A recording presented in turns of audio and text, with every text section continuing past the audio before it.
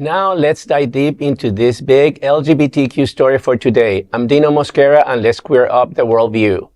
Of course, the new U.S. ambassador to the Vatican is anti-LGBTQ. The U.S. Senate has confirmed Brian Birch, co-founder and former president of the anti-LGBTQ plus group Catholic Vote, as the next U.S. ambassador to the Vatican. The 49-44 vote fell strictly along party lines, with the Republicans in favor and Democrats opposed. President Donald Trump, endorsed by Catholic Vote during his campaign, nominated Birch in December.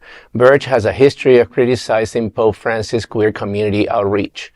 After the Pope approved blessings for same-sex couples in 2023, Birch told Newsmax the move created confusion, claiming LGBTQ activists wanted to totally destroy the Catholic Church understanding of human sexuality. Catholic Vote's social media event even put same-sex couples in quotation marks. Pope Francis' successor, Pope Leo XIV, has reaffirmed that marriage is between a man and a woman, but said the Church will continue same-sex blessings. Birch has accused Francis of a pattern of vindictiveness toward conservatives and opposed his comments encouraging responsible family planning.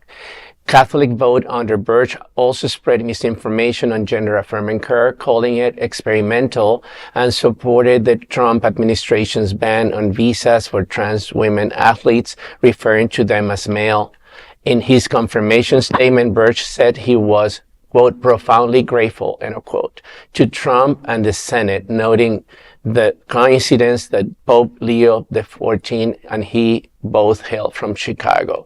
Birch succeeds Democrat Joe Donnelly, who served from 2022 to 2024. Once again, nothing too surprising here from Donald Trump and appointing this guy. You think that the Vatican, at least with Francis, for many of us that were raised Catholics, was kind of like an attempt to get closer to our community in many ways. And even though I don't see myself as a Catholic anymore, but I did recognize his efforts to bring the gays in, the LGBT community in. I hope Leo the 14 doesn't step away from that, and the fact that he's American. But Donald Trump is not giving up, and is appointing all these different people that are making sure to spread his agenda, his hateful agenda. Mm-hmm. Yep. I look at this, and I know that we talked about being the ambassador to the Vatican. The technical name for it is the ambassador to the Holy See. And that's actually been held by a number of prominent people, including, for this native New Englander, the former mayor of Boston, Ray Flynn.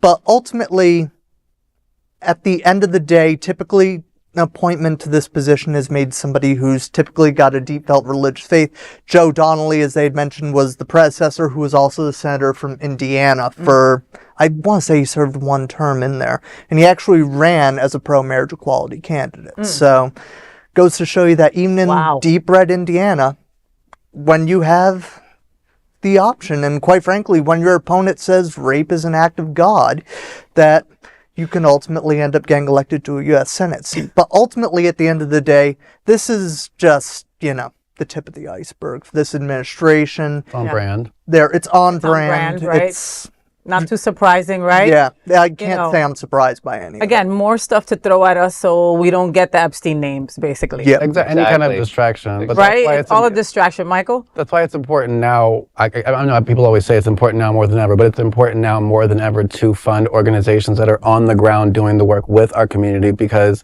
the government's not going to do it, so somebody has to, Yeah. Yeah, I mean, and think about it. Most people are, when it comes to religion, most are Catholic. You know what I mean? So this affects so many different people. President Trump had appointed him back in December, but now it is that he's finally going to take in office, basically. Is he liked? Do we know if he's liked at all, Gil?